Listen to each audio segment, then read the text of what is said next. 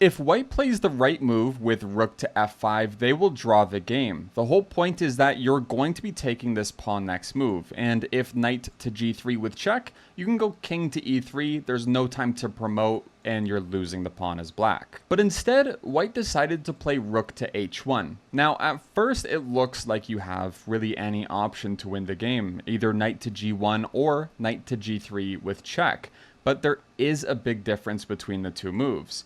If you play knight to g1, it is now a draw again, and that's because white has the move rook to h7.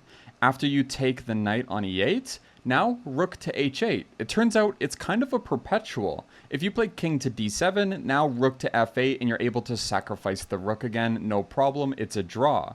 But what happens if you keep moving up? Again, rook h7, king e6, and rook h6, it's going to be a perpetual, so at some point black may find themselves wanting to go to the f-file, and this is where the important trick comes in.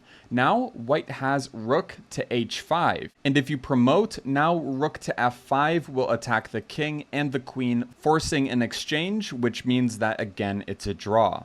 So the right answer all along is knight to g3 check, and it might feel obvious, but what we saw before was a pretty smart idea, trying to promote immediately as well. Here you have to see that after king to f3, knight takes on h1, there's no time to move this knight because you promote, and after king to g2, you don't have to worry about this knight at all. In fact, it's in a perfect position because it's defending our pawn. We can take on e8, and if they ever take our knight in the corner, we promote once again. Now, of course, white can avoid this by playing king to f1, but now we treat it like a king and pawn ending, and it's a simple win for black.